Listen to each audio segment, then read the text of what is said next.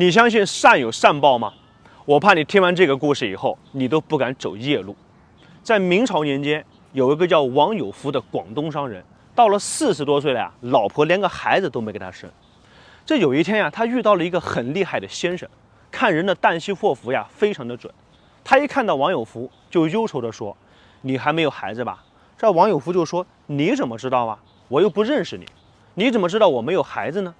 先生又接着说：“你不但会没有孩子，而且到了10月份，你还会有一场大灾难。”这王有福听到之后啊，对这位先生的话那是深信不疑，便打算到江南去把别人欠他的账全部给收了，然后呢回家去避祸。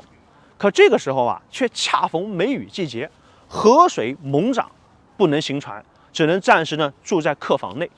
到了傍晚的时候啊，天空放晴，他就到河边去散步，看到一个少妇呀投河自尽，立马就对船夫说：“谁能够救起这个人，我出20两银子。”河边的船夫呀纷纷就上前去营救，终于呢把少妇给救了起来。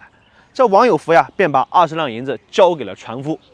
王有福就问这个少妇：“你为何要寻短见呢？”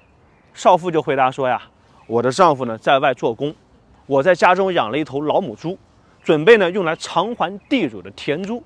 等我把猪卖了以后，发现收的银子全都是假银子。现在家里啊已经穷得揭不开锅了，我怕丈夫回来啊责骂我，我就不想活了，所以才投河自尽寻短见。”王有福非常同情他，问他一头猪你卖了多少钱呢？之后呢便给他双倍的钱。少妇回到家以后啊，把这件事情呢原原本本的告诉了丈夫。丈夫表示非常的怀疑，这天下哪有这么好的事情？于是呢晚上夫妻俩一起就到客栈去找王有福，想问个究竟。等他们到了客栈之后啊，这王有福已经关门睡觉了，他们便敲门，把睡梦中的王有福给吵醒了。王有福就问：“是谁在敲门啊？”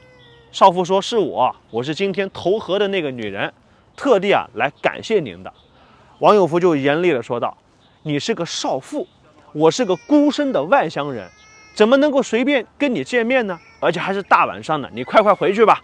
如果一定要来，明天早上你和你的丈夫一起过来。”站在一旁的丈夫听到这些话，疑惑呀一下子就消除了，诚恳地说道：“我们夫妻啊都在这里呢，你就把门赶紧打开吧。”这王有福呀才披上衣服从床上起来去开门，但是就在他刚刚起床去开门的那一瞬间，只听见房中轰的一声，这回头一看呀，店房的后墙因为下雨坍塌了，刚才自己躺的那个床被压得粉碎，如果自己不起床，那肯定是被砸死的。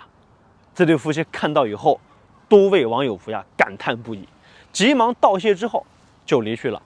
这王有福呀回到家的路上又遇到了那位先生，他一看见王有福就很惊奇地说：“哟，你现在满脸都是福德福相，一定是做了大善事吧？所以才免受了灾难，而且呢还能够获得更多的福报。”这果然呀，王有福回到家里没多久，这老婆呀就一连给他生了11个孩子，而且个个都有出息。这王有福一直活到了100多岁才去世。所以啊，这个世界上还有一种幸福，它就叫做积德行善。